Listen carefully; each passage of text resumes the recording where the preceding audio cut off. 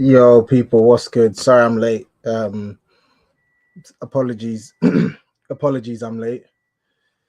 But yeah, I'm gonna try to not ramble. Yeah, um, I just want to talk about that interview. Obviously, Spurs didn't win today. We drew 3-3 to Southampton. Um, yeah, a really disappointing result against the side bottom of the league. 3-1 up with what, like less than 15 minutes to go, and we don't win the game. But listen, there will be some overlap because I will probably have to mention that game when I speak on Antonio Conte, right? Um, Also, as well, there's over 300 of you lot in here as well. Can you make sure you smash the like button? Make sure you're subscribed to the channel as well. Um, it's crazy. My last two uploads have been about Conte. The one on Monday or Tuesday, and today. But there's never a normal day in the world of Spurs, is there? There's never a normal day in the world of Spurs. Um, there's never a normal day in the world of Spurs. Like people already put in the comments as well. I didn't want to do a post-match reaction. I didn't want to do any sort of content today. But having listened to that Conte interview and read the transcripts, like I had to say something. I really did, because that was like wow. And the thing is, the transcripts are like powerful enough, right? But when you actually watch the video, this guy is shooting from the hip. He's speaking with his damn chest. Like he's not happy. He's not happy. He showed a lot of emotion. Really did. Really did. Like he's speaking from a place of fury and anger. And I don't blame him.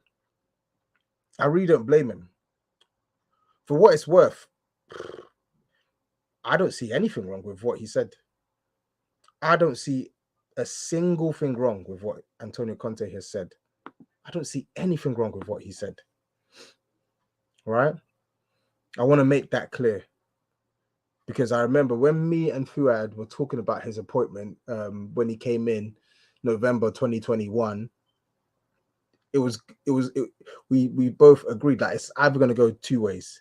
Either Conte is going to do well and take Spurs back to where we feel we should be, help us end our trophy drought, leave us in a good position, and off he goes. And then a new manager comes in and builds on his work. Or it goes the other way. It turns sour like it did at Chelsea, and he just exposes the people behind the scenes for who they are, and exposes some of the players as well. And quite clearly, it's the latter. Quite clearly, it's the latter. It's the latter.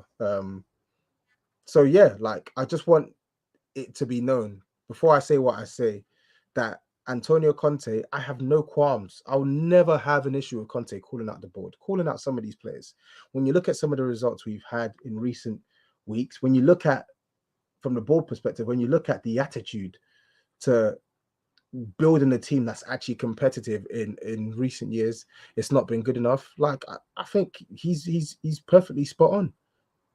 But the irony in all of this is Antonio Conte can look rightly at what's going wrong at Daniel Levy's level, yeah, at the recruitment level, at in the players' performances, but can't look inward, can't look and take accountability for his own performance as a manager. I always say this whenever ish goes pear-shaped at a club, it can't just be one person. It can't just all be the players. It just can't. It can't all be Levy. It can't all be the manager. It's all happening at the same time. They are all these factors are all affecting Spurs for different reasons. Enoch and Daniel Levy have held Spurs back for years. Some of the players in our team have held Spurs back for years. We've had some poor managers since sacking Pochettino that have held Spurs back. Also, we had a manager that performed well last year, and the same manager has not been able to replicate his performance this season. So we can talk about players, we can talk about ownership, But you also have to talk about your performance as a manager. You absolutely have to. You have to. Because when you look at some of the issues that are plaguing Spurs this season, they are being stemmed from choices that the manager is making. Or are we going to pretend that Spurs um, all of a sudden don't have the players to be able to create meaningful chances at goal? Are we really going to sit here and say, "Oh wow, yeah," because Spurs are losers, that means that they were not good enough to beat Sheffield United? That means that they were not able to score. They were not able to score a single goal against AC Milan over 180 minutes worth of football plus extra time or injury time. Sorry. Are we really going to pretend? Like, like everyone knows the love I have for Conte as a manager. Like, I really respect the work he's done in his career. Like, I rate his thing. Do you get what I'm saying? But we have to be honest.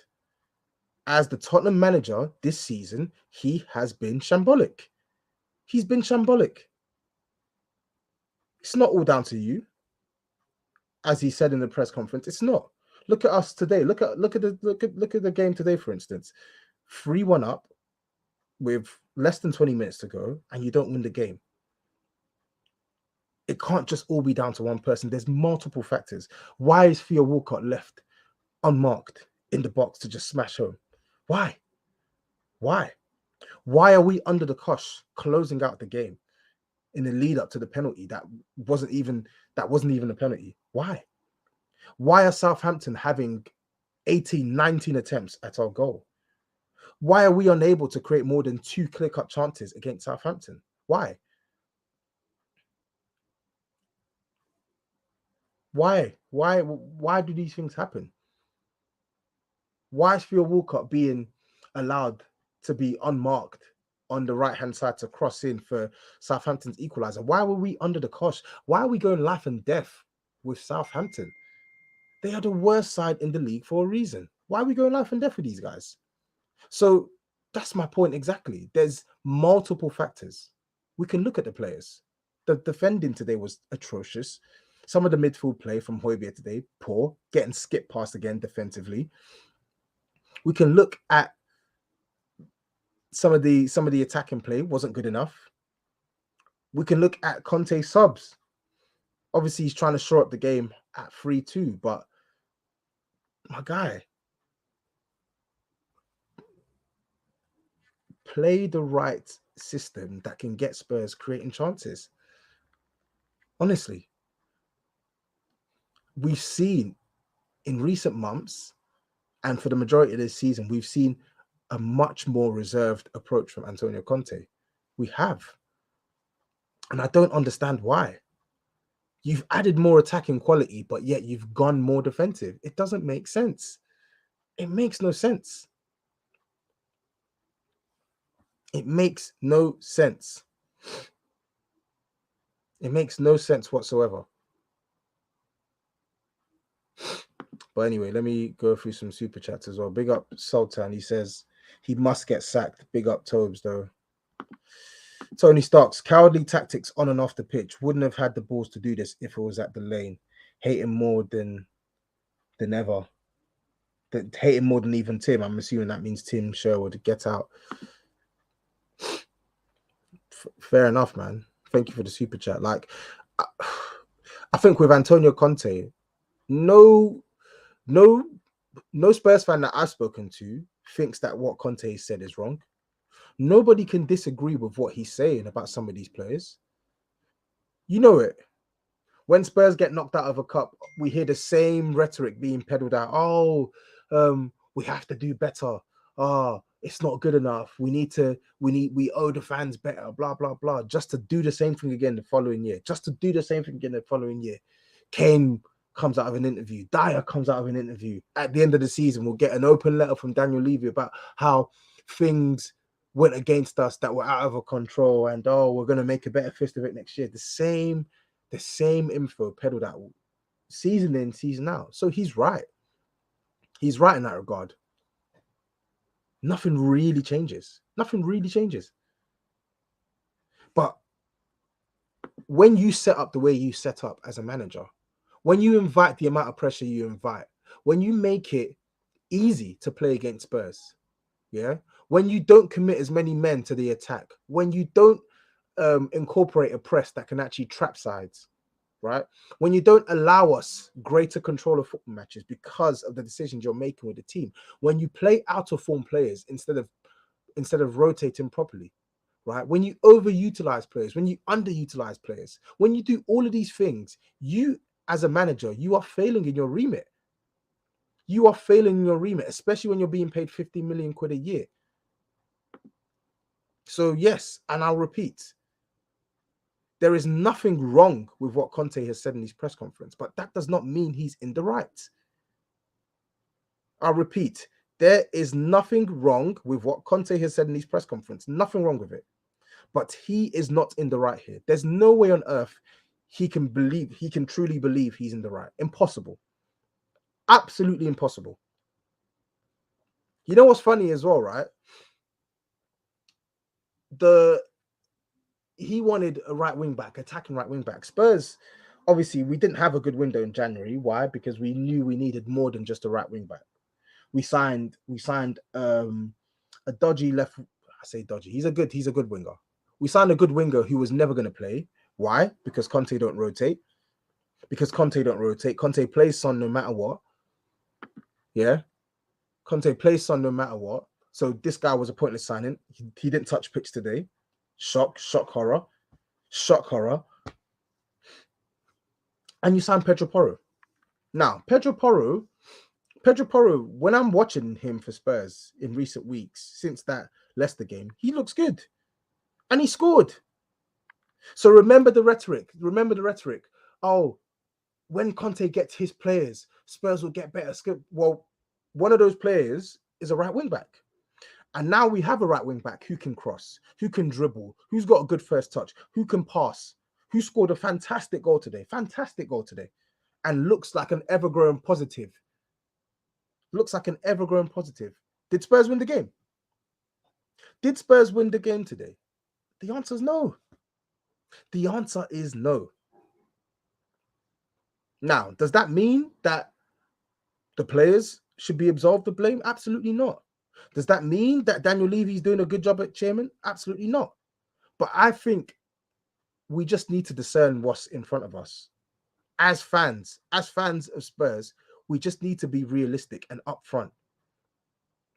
I don't like it when if one person attacks Conte, that means that automatically gives people the perception that you're neglecting the negative impact that the likes of Levy and Enoch have had, that you're neglecting the negative impact that error-prone players and players that are unplayable have had on our team. I don't like that.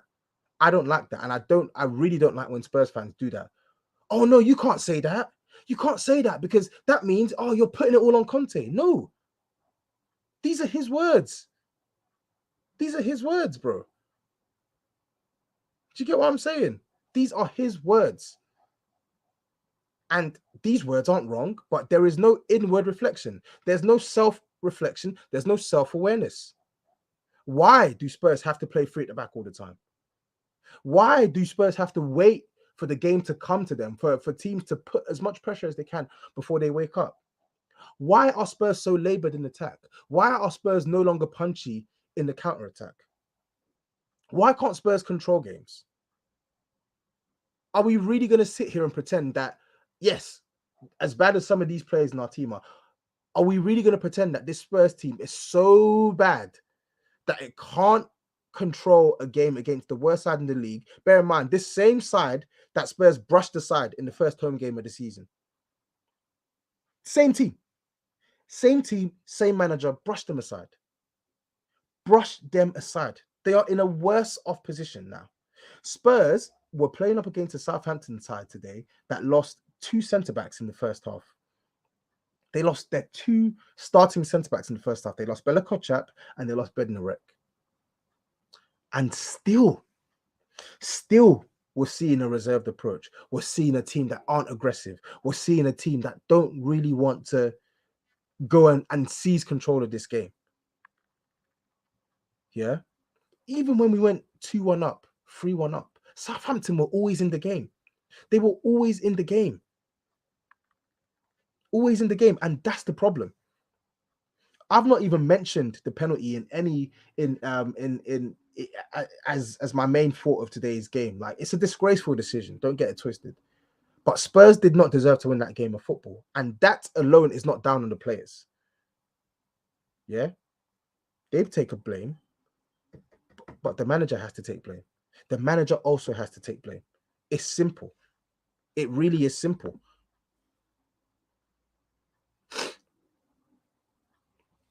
It's simple. Like, I really hope people can see what I'm saying here, because I don't like it when people misconstrue my words. In fact, I hate it. I cannot stand it. Yeah. Me saying the manager needs to do better does not mean I'm blaming only the manager.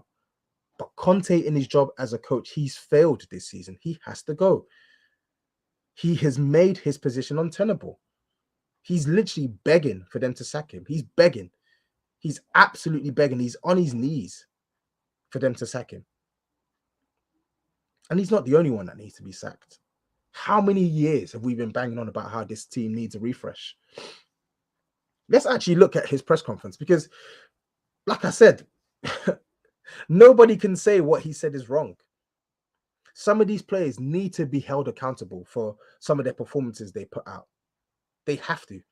They absolutely have to. Let me go through his press conference and let me share my screen. One sec.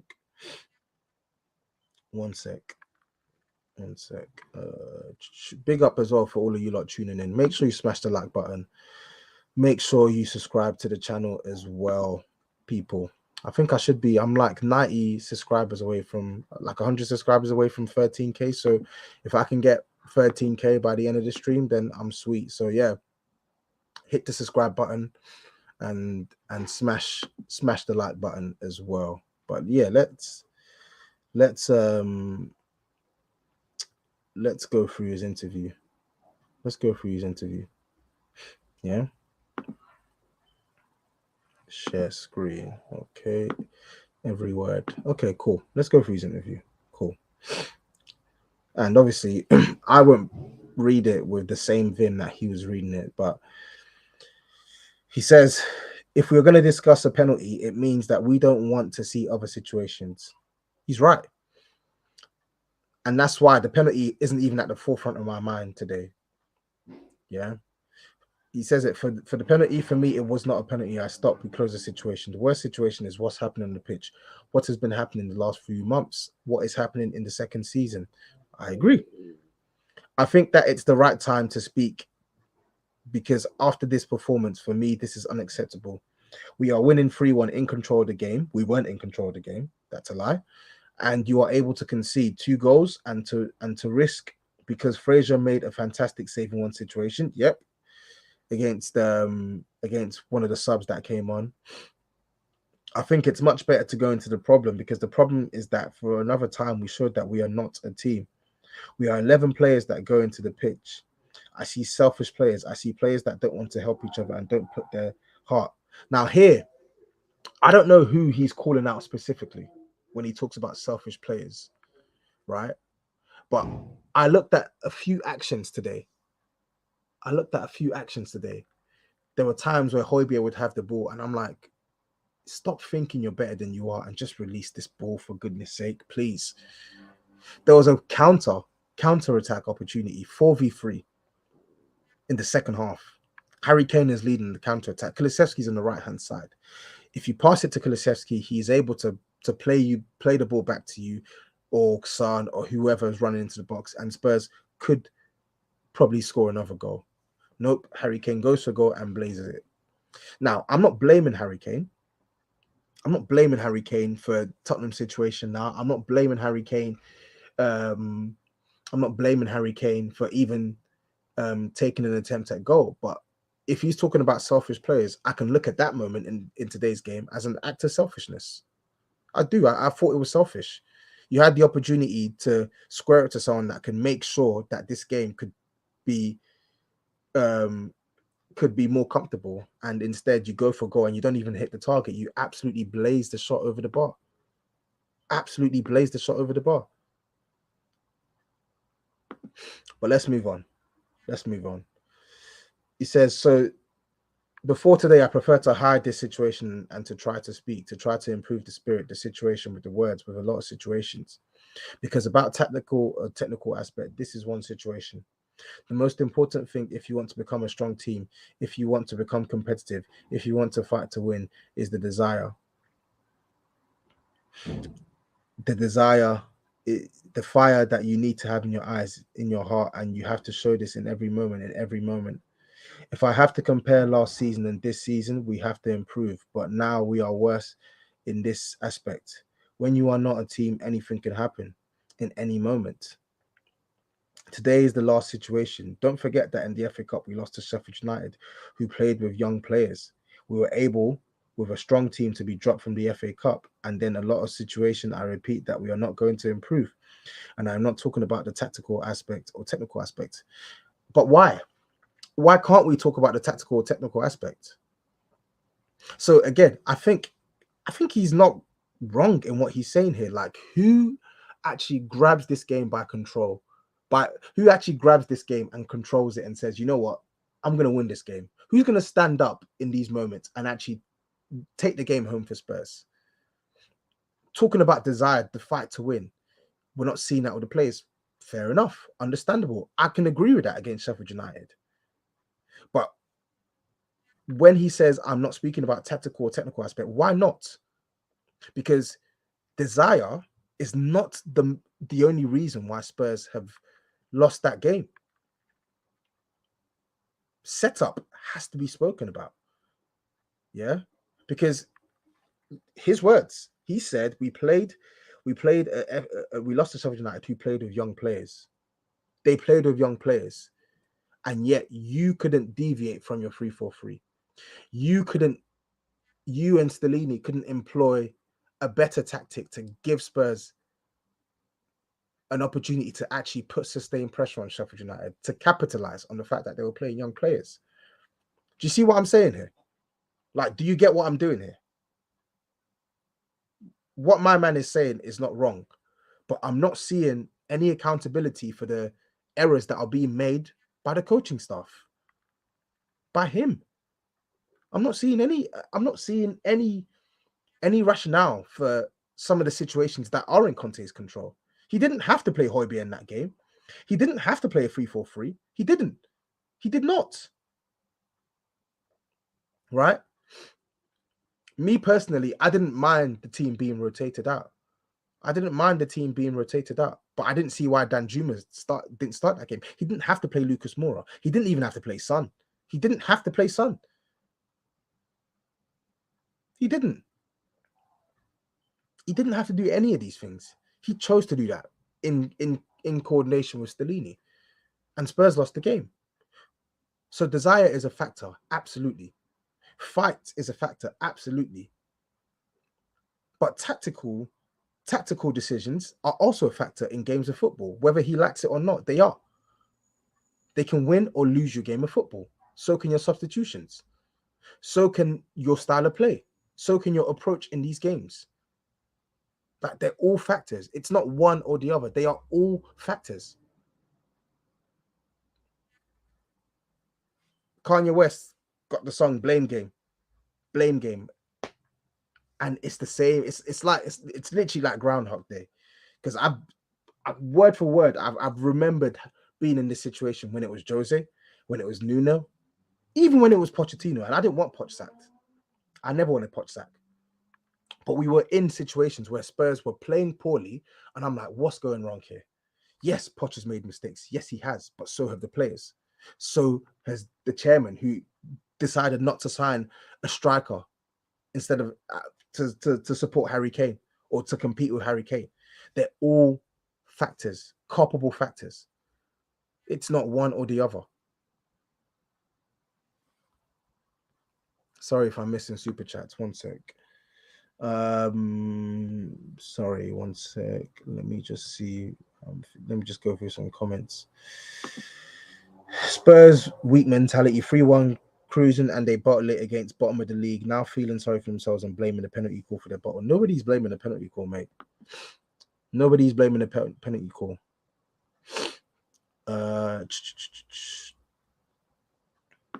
Kusal says, I don't care if he takes accountability or not. He called out the board, and this is what I wanted. I think this is what most people want. Fab. If he's going, I'm glad that he's going out swinging. Bring the whole thing down. Expose as many people as you want to expose. Expose poor players. Expose faulty ownership. Expose it. I'm down for that.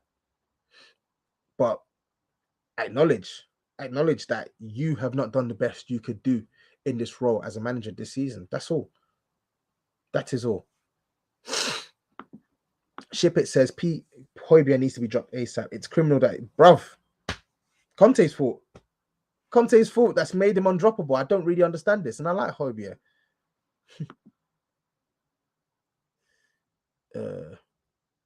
Okay.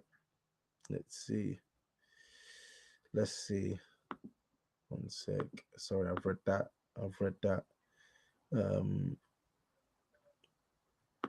Tobes, it doesn't matter if you don't show the fight, tactics go out the window.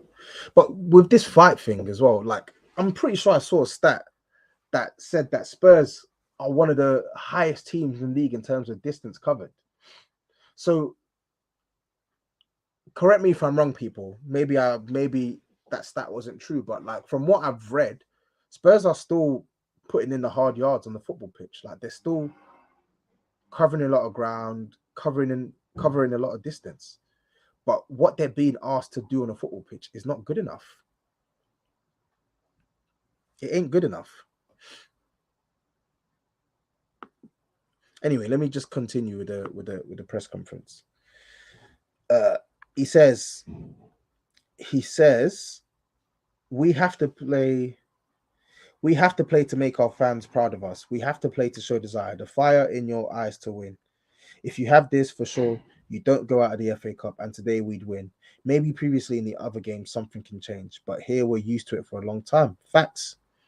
The club has the responsibility for the transfer market. Every coach that stayed there has the responsibility, and the players. Where are the players? In my experience, I can tell you that if you want to be competitive, if you want to fight, you have to improve this aspect. And in this aspect, I can tell you in this moment is really, really low. And I see only 11 players that play for themselves. They asked him, but your future, the uncertainty, you are finding another alibi. You try to find an excuse for the players. Okay, continue to do this, but to find an excuse for the players, you do only this, excuses for the players. I agree. No, don't talk to me about Conte's future when you're 3-1 up and bottling a lead against Southampton. I agree. But the players, maybe my future, then we lost confidence. They lost spirit. They lost being a team. Excuses. Try to protect them every time. Bah, come on. We are professional. The club pay us a lot of money. The players receive money. Me receive money. You understand? Not to find an excuse or not to show spirit or show a sense of belonging or don't show a sense of responsibility because we are showing this. For me, this is unacceptable because for me, this is the first time in my career to see a situation like this. Until now, I wasn't able to change. Not to change, but to compare to last season, the situation became worse.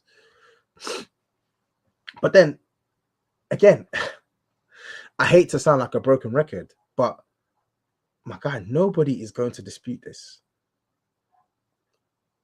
I've said it on Matisse's channel. I've said it on Potts' channel. Whenever we analyze teams that aren't firing, like using Chelsea as an example, obviously they're an extreme because Thomas Tuchel had his flaws and fundamentally just couldn't manage the team well enough to be consistent in the league, right? They would always fall away in the league. But some of those players had to take accountability. Players have to take accountability at Spurs as well. They have to. But I don't get why Conte feels like he shouldn't take some accountability as well. I don't get it. If you look at his press conference here, yeah, he's mentioned around excuses. But isn't this essentially another excuse for Conte? I mean, it's true. So maybe excuse is the wrong word, but a distraction, right? We know that some of these players are cowards. We know that Enoch and Levy, they don't create an environment for a competitive team. They don't create an environment to win. They don't create an environment where winning is the expectation. It's all about, can you get top four? Can you get the most out of players, even if they're past their sell by date? Yeah. Can you keep flogging a dead horse? Right. We understand all these things, but Conte gets paid more than any player at the club. You're paid £15 million a year. You had a full preseason. You had a 60 million attacker added to your team. Yeah. Do you get what I'm saying? I'm not sat here blaming Conte for our defense. I'm not. I don't think it's his fault that we have bozos. I don't blame him for what Romero did against AC Milan. I don't. I don't blame him for Højbjerg playing like a stripper, right? I don't blame him for Perisic being a poor left wing back anymore because he just can't hack the league. I don't even blame him for these things, right? I blame him because he can see what's going wrong sometimes and he does nothing about it. Him or Stellini. That's where you can blame Conte. That's where you can blame Conte. Nobody can tell me that this Spurs team can't create more chances than they have done in recent weeks. Our XG drops has been dropping for weeks, and yet our XGA keeps going up, up, up, up, up. So we're playing a conservative style, right? We're playing, in fact, forget conservative. We're playing a defensive style that's not actually defensively sound. We have conceded 40 goals. We've conceded 40 goals. 40 goals in what, 28 games? We've conceded 40 goals. And I get it. Our defense is poor. It is poor. But we also invite too much pressure. We don't pin teams back. We don't take the game to the opposition. I saw a quote from Glenn Hoddle today. Oh, what did he say? Oh, if Spurs fans, what did he say? He said if Spurs fans got the expansive football that they were asking for, they would be eighth or something like they would be eighth or something like that. Well, I mean, look at the underlying metrics. Look at the underlying metrics. I don't really understand that.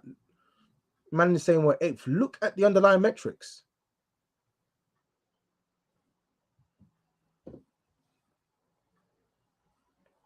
It don't make sense. It don't make sense. Makes no sense. Because you're playing defensive and you're not keeping teams out. There's no benefit to it. There's literally no benefit. And on top of that, you're not even scoring goals. The strongest part of the team is the attack. And that part is suffering now. It's suffering because we're trying to overcompensate for the worst part of our team that's also not working. So can someone explain this to me? People are saying in the comments, I'm contradicting myself. How? How am I contradicting myself? Please. All I'm saying is this: blame should be shared. It should be shared. Because I can tell you this for free. Once Conte goes, and he should go because he deserves the sacking, right? Once Conte goes, our defense isn't just magically going to get better. But same way, right? Same way with Antonio Conte. If he actually took his foot, I'll bet you if he put his foot on the gas a bit more, if he utilized players better, Spurs would score more goals. Spurs would have a better foothold in matches. We would. We actually would. Because he was able to do some of the things that I'm asking him to do with lesser players. So nobody can tell me that, oh, it can't be done. He was able to do some of the things that we're asking this season with lesser players from last season. It don't make sense. They don't make sense. If you don't want to stick it on one person in the comments, be my guest, man. Be my guest. I'm not rising to all of that childish stuff. Oh, it's the players. Or it's everything. That's the whole point. It's everything. It's everything. And again, for those who are joining fresh, if you didn't catch what I was saying at the start, I'll repeat. I'll repeat because some people clearly can't understand or grasp what I'm saying. What Conte has said is not wrong, but that doesn't mean he, as a manager, is in the right. Nothing wrong with calling out the players. Nothing wrong with calling out the ownership. But where is the accountability also with your performance as a manager? There's none. And there needs to be, because as a manager, he has also not performed well enough.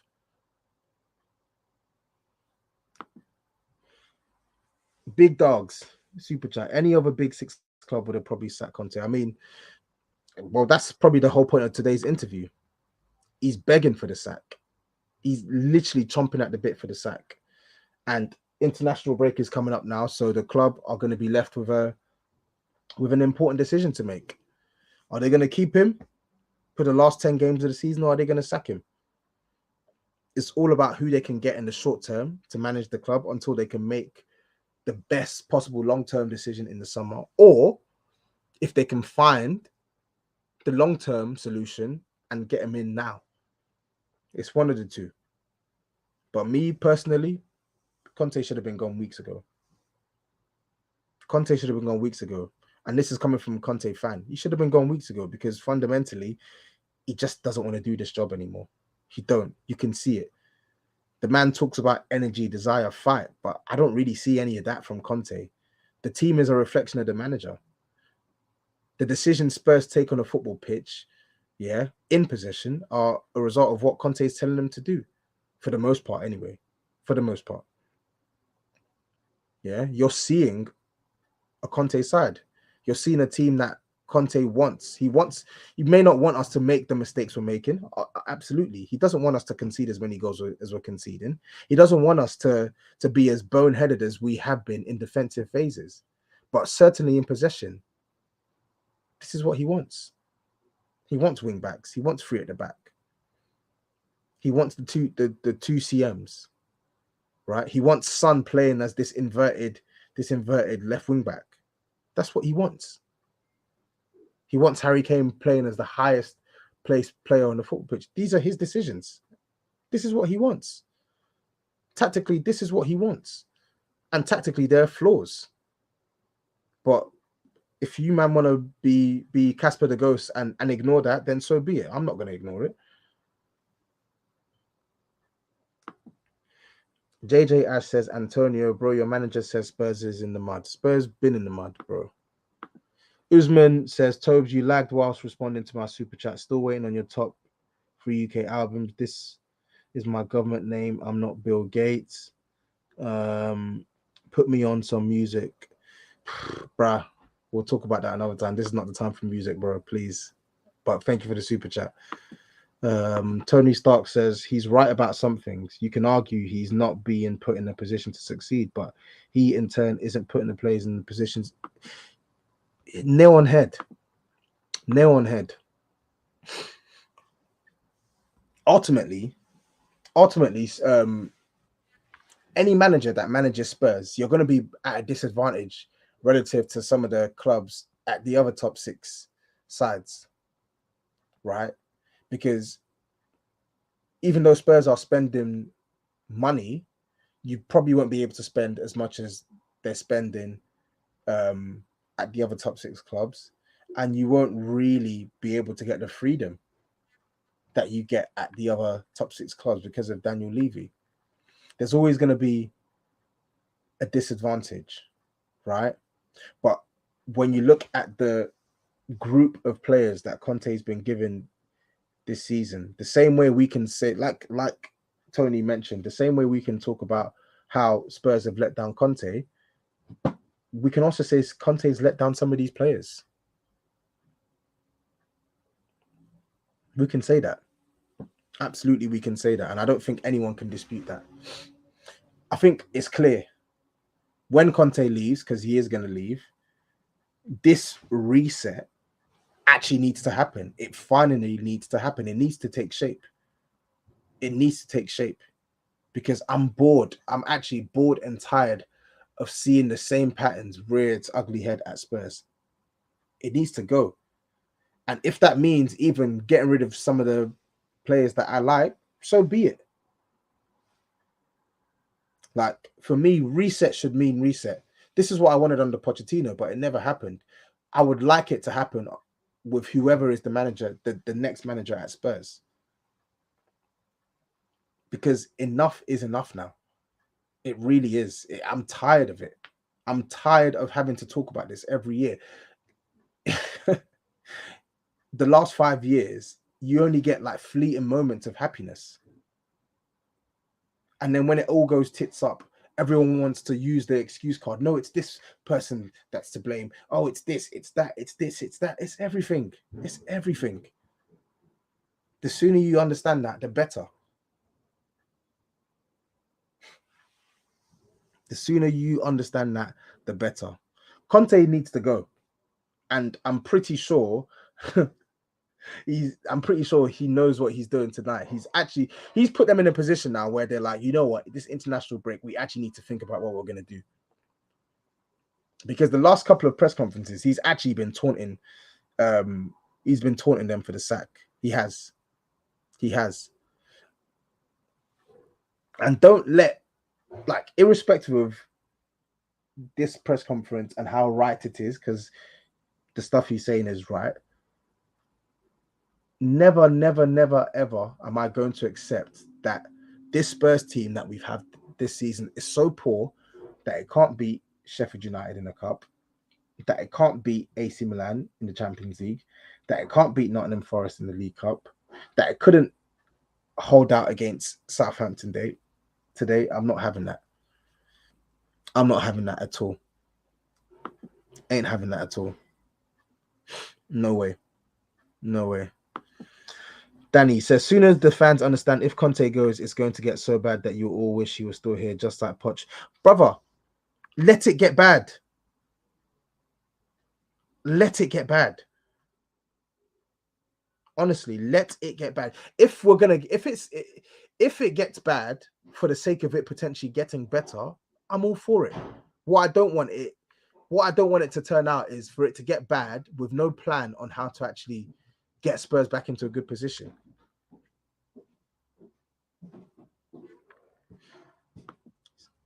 Sefer says you need to find the right fit. The low standards will remain. Ed says, I hope in this moment Spurs fans realize they're not a big club, 2 trophies. But this whole big club malarkey, bruv, it's cringe. Yes, everyone, bruv, I say everyone, it's cringe. Spurs aren't a big club. Spurs are not a big club. They don't win trophies and they don't spend like a big club. So what qualifies Spurs to be a big club? I hate seeing this rhetoric that Spurs fans think they're a big club. Again, maybe it's the Spurs fans I'm speaking to, but the guys that I speak to, you don't see them beating their chest that Spurs are a big club. No.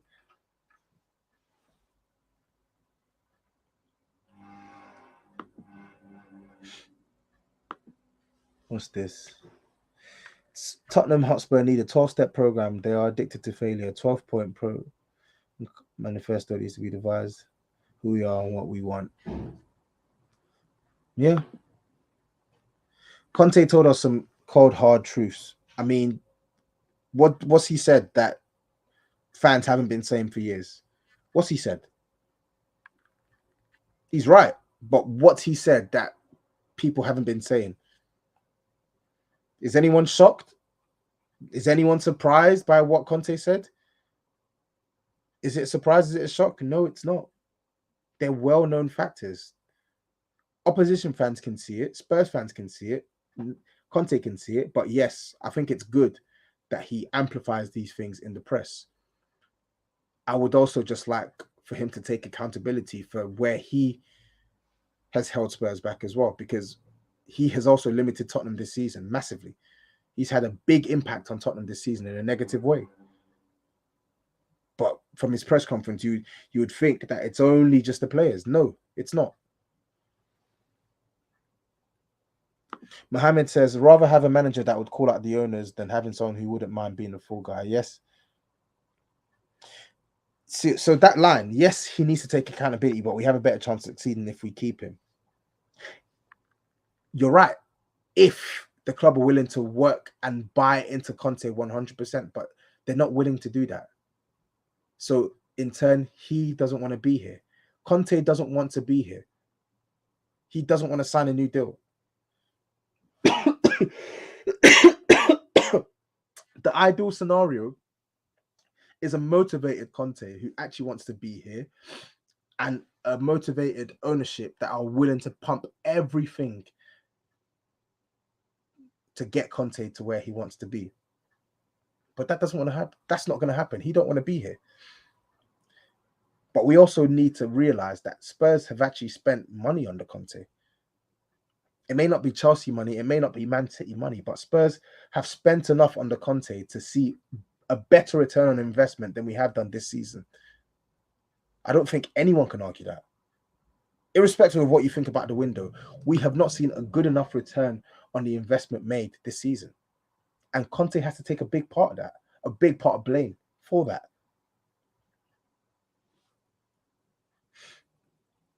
But anyway, I'm gonna end the stream soon. As I said, let's see. I'm sorry, I'm just gonna go through some more comments. I don't understand what's happened to your attack. This time last year it was so fluid. Boy, don't speak on the attack because apparently you'll be called a player protector. God forbid we talk about how dysfunctional the attack has been this season, how players have not been put in their best positions. God forbid we talk about how players haven't been rotated well enough. God forbid. Nah. You can't say that. You can't say that. Danjuma was bought for what? To play on his phone and sit on the bench. To do what? Lucas Moura leaving in 2-3 months and he's touched pitch more times than Danjuma. But nah, we can't talk about this because apparently it's Danjuma's fault that he's not playing. Yeah, it's Danjuma's fault he's not playing. Anyway, people, as I said, I'm going to sign out on this. Make this your slogan make this the statement that you think of when you look back on what I'm trying to say in this video, right? It's the best way that I can sum it up. Conte is not wrong with what he said, but that doesn't make Antonio Conte in the right. That doesn't mean he is in the right. Take care. Peace out. And up the Spurs.